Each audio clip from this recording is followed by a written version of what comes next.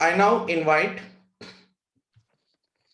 Sneha Nagarkar to speak on her topic, which is Transcendental Narratives, Transcendental Waters, a study of the Krishna Katha and its association with the water kundas of Vraja. Snehaji is currently a visiting faculty at the Department of Archaeology, Center for Extramural Studies, University of Mumbai. She also runs her cultural education forum called Panchajanya Cultural Heritage Initiatives. She's done her master's in archaeology from Deccan College, Pune, and holds diplomas in Sanskrit, musicology, and Indian aesthetics from the University of Mumbai.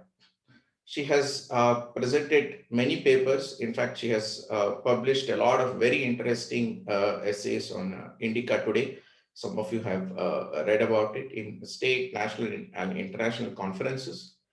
Her fields of specialization are ancient and medieval Vaishnavism, ancient Indian art history, ancient Indian political, economic, and religious histories.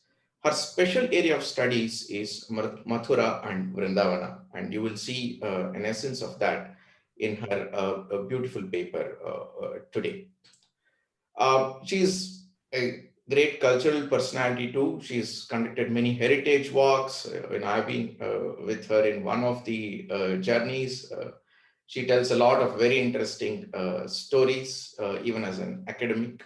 She has her own YouTube channel.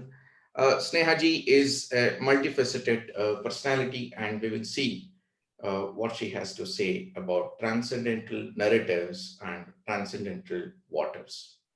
Thank you. Thank you so much, Shiv Kumarji. Namaste to all. Without any further delay, I will share my screen.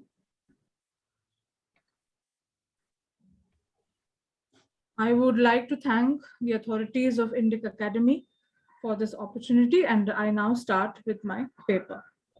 So the land of Vraja is, as we know, haloed by the birth and transcendental leelas of Krishna, who was born in the city of Mathura and brought up in the cowherd settlements of Mahavana, Gokula, and Vrindavana. This land of Vraja roughly corresponds to the modern district of Mathura in Uttar Pradesh. The region of Vraja developed as a sacred scape since the Mauryan times, and it evolved as the main center of Krishna Bhakti since the 16th century CE. This landscape is characterized by grand temples, Spartan shrines, forests, natural groves, kunjas, and the water reservoirs or kundas. Of these, the focus of this paper is on the kundas in the region of Vraja and the stories of Krishna invariably associated with them.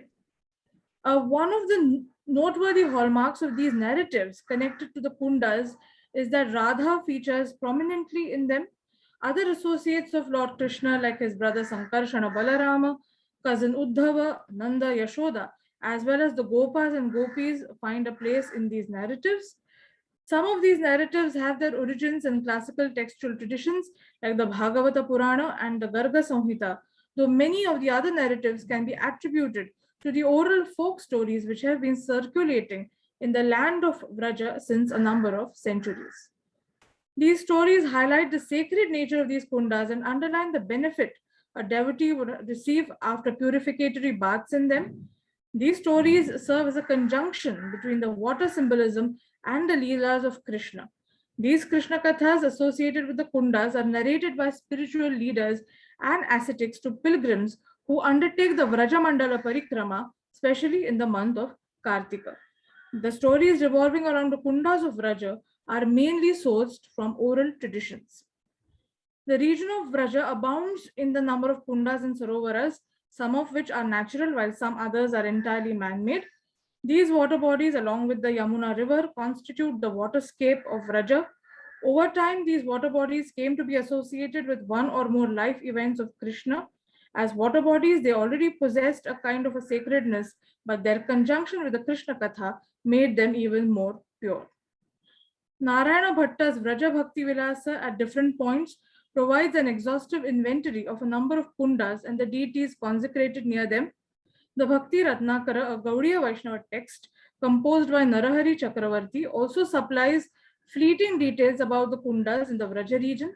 The Vraja Vastu Varnana, another descriptive text about the sacred geography of Vraja, written by Jagatananda, mentions the number of Kundas in Vraja as more than 159. He says, "उनसठ ऊपर 100 सिगरे ब्रज में कुंड और ही कुंड अनेक हैं ते सब नूतन जान कुंड पुरातन 159 जान." This is in Vraja Bhasha. So he's basically giving the number of Kundas, the old Kundas in Vraja, as 159. Narratives and folklore about water resources are a universal phenomenon. They help in retaining the collective cultural memory of a civilization, as water sources, like other natural elements and some man-made features, last for several generations. Such narratives and folklore associated with water sources evolved in the Vraja region as well. Preponderance of the Shringara Rasa is a principal hallmark of the Kunda narratives. K. Ayyappa Panikar has categorized narrative literature into 10 different kinds, and the stories relating to the Kundas of Vraja could broadly fit into the Purana model and the multiple model consisting of tribal and folk narratives. So I have basically categorized the Kunda narratives into three segments. The first is narratives of Krishna centering around his childhood. And the second are narratives of Krishna with Radha and the Gopis. And the third are miscellaneous narratives. So first we come to narratives of Krishna centering around his childhood. So first we have the Varkoda Kunda narrative. So this is the Varkoda Kunda is supposed to be the place where Krishna killed the demon called Bakasura, who had assumed the form of a gigantic crane. The Kunda is located in the village of Khaira, and the story comes in the 11th chapter of the Dashama Skandha of the Bhagavata Purana. So as per the story, Sri Krishna and his Gopa friends had taken their cows to a reservoir for a drink of water. And there they saw a very huge, colossal crane. And obviously the Gopa children were very petrified by the sight of this crane. The crane, he just gulped down Krishna, and seeing this, the Gopa children, including Balarama, fell down unconscious. Krishna became very heated inside the body of the crane, and the crane, unable to bear this heat, pushed out Krishna and began to pierce him with his beak. But Krishna was totally unharmed by this attack, and he held the crane by both his hands and killed him. Seeing the crane dead, the Gopa children and the Devas in heaven rejoiced. Then we come to the Yashoda Kunda narrative. The Yashoda Kunda is the site of a childhood pastime of Krishna, which traces its origin to the folk culture of Vraja. As per this narrative, Krishna and Balarama would play with their friends on the banks of this Kunda, and they would be so engrossed in their play that they wouldn't even remember to have their meal. So Mother Yashoda would make all kinds of facial expressions, gestures to bring them home to have their meal, and she would scare them with the stories of two mythical, terrifying characters called How and Bilau. And this particular story is a clear example of the merging of a folk tradition of Vraja into the Krishna Katha. Due to shortage of time, I'm directly going to the Manasi Ganga narrative. The Manasi Ganga narrative is about a reservoir called Manasi Ganga, which is there right in the heart of the town of Govardhana. The legend surrounding this water body is that once Nanda wanted to go for a bath in the river Ganga, but Krishna was not inclined to send any of the Vrajavasis out of Vraja. So what he did is that on the day of Kartika Amavasya, he brought forth the channel of the river Ganga from his manasa or mind. And it is for this reason, because it emerged from the manasa or mind of Krishna, this reservoir is known as the Manasi Ganga and is therefore considered supremely sacred. Then we come to the narratives of the Kundas with respect to Krishna and the Gopis. So we have the Sarovar narrative. So the Sarovar is a picturesque water body located near Vrindavana, and the narrative associated with this Kunda is based on a romantic act of Radha and Krishna. Radha was very angry with Krishna because he was enjoying the Rasa Leela with other gopis, and she was overcome with this emotion of mana or extreme anger. And in the fit of this emotion, she left Krishna and went to a secluded forest. She could not bear the pangs of separation from Krishna and began to shed tears. And this Manasarovar is supposed to have been formed from the tears of Radha at this very place. And even Krishna could not bear the separation from Radha, so he went in search for her, arrived at the place where she sat crying. He asked for her forgiveness and surrendered his flute at her feet. Then we come to the Dohini Kunda narrative. The Dohini Kunda is near Barsana, which is believed to be the place where Vrishabhanu, the father of Radha, kept his cows. So one day Radha was observing the milking of cows on the banks of this Kunda, and she too felt like doing the same. So she began to milk a cow, and Krishna arrives there and he tells Radha that you're not able to milk a cow, so I will teach you how to do so. So the two start milking a cow together, and Krishna feels like playing a prank on Radha, so he sprays her face with some milk. Now, this Kunda is supposed to have been created by Vrishabhanu himself, and this Kunda is known as Dohini Kunda because it is believed that the Vrajavasis milked their cows here. Coming to the narrative of the Sharma and Radha Kundas, if the phrases sanctity and sacredness had a visual manifestation, then it is certainly embodied in the Radha Kunda situated at the foot of the Govardhana hill in the town of Govardhana. Now, Radha Kunda has been mentioned since the early medieval times in digests like the Kritya Kalpataru of Lakshmidhara Bhatta. And the story of the Radha and Shama Kundas is actually based on the story of the killing of Arishtasura, the bull demon by Krishna, which appears in texts starting right from the Harivamsha to the Vishnu Purana, Bhagavata Purana, and so on. So the story is that Krishna killed this bull demon called Arishtasura, and on the same night, he went to meet Radha and the Gopis, and he tried to embrace Radha. But Radha rejects his advances and tells him that you have performed this deadly sin of Gohatya. Here it is a bull, but Gohatya, so you must repent for that. So Krishna says he is ready to atone for his sin, and the Gopis tell him that you have to take a bath in each and every tirtha on the surface of this earth. So what Krishna does is that he digs a kunda with his foot, and he invokes all the tirthas of the world into this kunda, and the waters of all the tirthas are said to have flown into this kunda, and Krishna took a bath in this kunda. Now, seeing the Shama kunda, Radha felt that she must create a more glorious and picturesque kunda. So along with her sakhis, she starts digging a pond with her bangles, the sakhis want to fill this pond with the waters of the Shama kunda, but Radha implores them to bring water from the Manasi Ganga. Now, in spite of repeated attempts, somehow the Radha Kunda doesn't get filled. So what Krishna does is that again he summons all the tirthas of the world into the Radha Kunda, and that is how the Radha Kunda is filled. And Krishna says that the Radha Kunda will be even more sacred and even more glorious than his own Kunda. And this is supposed to be the site of the conjugal pastimes of Radha and Krishna. This is the Dohini Kunda. This is the Radha Kunda. Now, coming to the miscellaneous narratives, we have the Yaksha Sarovara narrative, and the Yaksha Sarovara is situated in the village of Parkham, and this is supposed to be the site of the reservoir where Yudhishthira answered the questions of the Yaksha. We all know the story which comes in the Aranyaya Parva of the Vana Parva of the Mahabharata, and the local tradition of Vraja locates this story here at Parkham. And Parkham is supposed to be a Yaksha Nagari, and this image that you see here on the screen is that of Yaksha Manibhadra, dated to the 2nd century BCE, which was found at Parkham. Then lastly, I come to the Shantanu Kunda or Samwitaka Kunda narrative. Now, there are two narratives associated with this Kunda, but both share a common theme. First is that King Shantanu, the ancestor of the Kauravas and Pandavas, practiced austerities here facing the sun, and because of his austerities, he was blessed by the sun with a brave and able son like Devavrata, who was later known as Bhishma. Another narrative is that Krishna himself prayed to the sun god here at the Shantanu Kunda, and the sun god blessed him with a son who was named as Samba, and Krishna is supposed to have had the vision of the sun god here.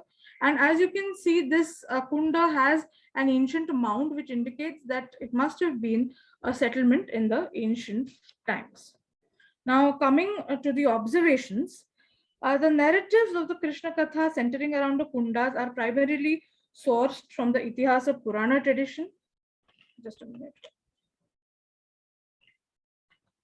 Over the course of centuries, a number of oral traditions prevalent in the region of Mathura merged with the more classical and better known narratives from the Itihasas and Puranas.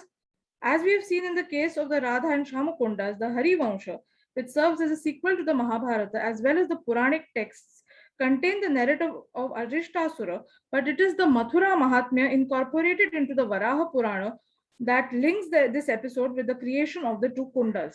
There is a high possibility that the source of the Mathura Mahatmya itself was a local oral tradition which it inducted and preserved. Many of the stories pertaining to the Kundas are elaborations and variations of the Itihasa Purana literature. The Kunda narratives are not found in the Itihasas proper, but they assume the role of mediums to integrate the Itihasas within the sacred geography of Vraja. This phenomenon is not unique to the Kunda narratives, and this sort of inclusion of the Itihasa narratives into the local geography is found in almost all parts of India. The narratives of the Kundas are deeply entrenched in the pastoral lifeways of the people of the land of Vraja. As per these narratives, the Kundas, along with the riparian sites along the Yamuna, were sites where Krishna and Balarama brought their herds of cattle for grazing and a drink of water, which is the Gaucharana Leela. The story, as we have seen, related to the Dohini Kunda, pulsates with the concerns of the rustic pastoral communities. The life of these communities revolved around their cattle, and it is but obvious that these mundane pastoral incidences found a way into the narratives of the Kundas. Coming to the narratives of Krishna's pastimes with Radha and the Gopis, they are imbued with the Shungara Rasa. Thus, the narratives falling into this category are predominantly erotic and reflect the varied moods of the couple as they engage in their love play. The Kundas become the spatial settings for the covert pastimes of the divine duo. Now, many of the Kunda narratives have emerged in such a way as to induct and accommodate relatively newer characters like the Sakhis and parents of Radha and the Sakhas of Krishna who do not appear in the older texts like the Harivansha. Sites like Nandagaon and Barsana, which came to the fore in the medieval period as locales divinized by the pastimes of Krishna and Radha, respectively.